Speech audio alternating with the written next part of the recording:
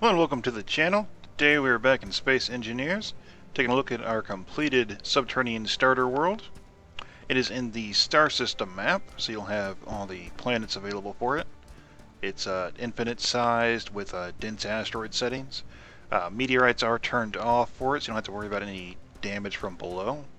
And we'll go ahead and take a look on the inside here, show you what the completed project looks like. So you come down first, and then you take a right here. You'll end up going back into our cryo station and medbay. So basically you just have your cryo storage and medical needs met right here at the door. Even though there's no need on the Earth-like planet, all of the different compartments have ventilation set up. The conveyor system runs through under the floor here. You can see we've got this completely glassed in. Now, those doors, you can tell they're closing behind us. Those are all set up on a timer to cycle closed every 10 seconds. So every door in the base is being closed every 10 seconds by the timer. Now here we are in our hub. Behind these sloped walls are batteries. I want to say there's about 60 batteries offhand that are in this area. And of course below us is our oxygen tanks. There's one under each staircase. So a total of 10 oxygen tanks. There is a oxygen processor down there as well. As you can see, we've got 4 different areas to go through. We'll go ahead and head over to the refinery area first.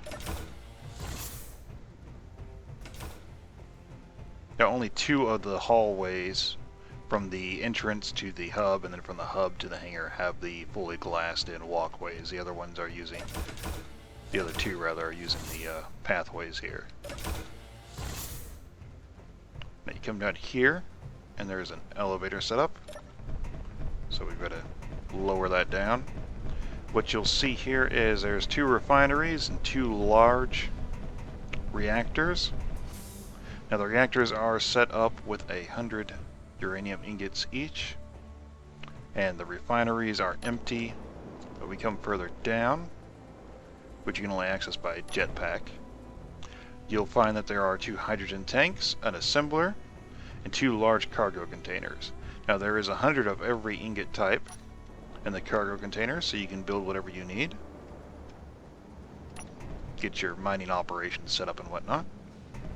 So we'll go ahead and head back up now. Actually, just jet up, make it a little bit faster for you.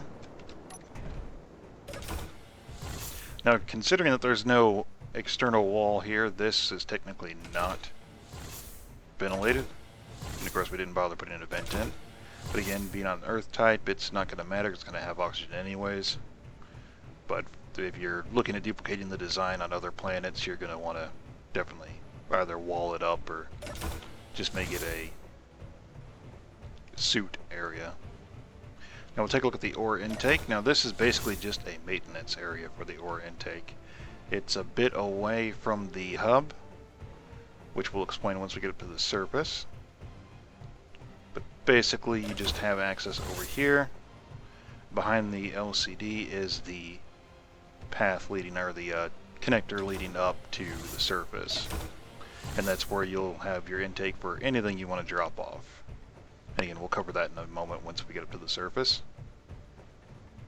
But basically this path here is solely just for you to be able to perform maintenance on that setup. As you've noticed, the blast doors are set up on a sensor, so when you get close to them, they'll open up and then they'll close when you get away. So down here, as the sign said, is the hangar. Now it is a VTOL hangar, so you have to be careful about your craft design if you want to fit anything in here. There is a connector set up to the main conveyor system that you can dock with, or alternatively, there is a small cargo container that is also connected to the same conveyor system. So whichever way you need to load your craft, it should be able to handle it fine. Now this sensor here controls the blast doors. It's not a problem for craft because it detects them in a larger radius basically. But for just an individual, you got to get up here to get it to set off. But for your craft, basically you have just enough room to land and hop out with the sensor being deactivated. and of course enough room for you to hover up to activate it again. Alright, so now we're on the surface. You can see the graphical glitch that happens whenever you dig underground or alter the terrain at all. Once you get closer, you'll see that that just smooths out. So that's something that we got to work on for the patch. Alright, so here we are on the surface. Obviously this is the top of the hangar. It's got 4 interior turrets. Each one is loaded with 200 rounds. Then here we have our landing pad. This is for your larger craft or your APCs or LAVs or anything else you have that you want to just drive up here or land on it. And that's the top of the hub, of course. It's 3 layers of heavy armor thick, so it can take a beating. It's got the 4 gatling guns, which are all conveyed, and there are a total of 4,000 rounds for those in the cargo containers. Next we have our 4-point laser antenna array. And of course, I didn't think to mention it earlier, but under the entrance is where the actual antenna is, so you don't have to worry about that getting damaged and knocked off. You basically have to destroy the entire base for that to be damaged. So these laser antennas are set up here so you can set them up to maybe an outpost on a mountain nearby since we're in a low area, or up to a satellite above and whatnot. And then of course lastly over here is the entrance we went down. Now over here where our ore intake is, we were originally going to go with a tower for it, but we decided to use a collector. It would work much better because then you can just drive your vehicles over and eject out into it, or you can fly your craft over and eject out into it. And of course that is a very simple process of cutting that off and putting a connector on the end if you don't want to have the collector. But everything is fairly smooth. That was a bit of a problem getting this smooth, so some parts are not 100% smooth obviously, but it's fairly well smoothed out. But yep, that is pretty much the subterranean base there. It's got everything you'll need to get started and play. And of course we've learned a lot while we were doing this here, so we're going to actually make a new iteration after this.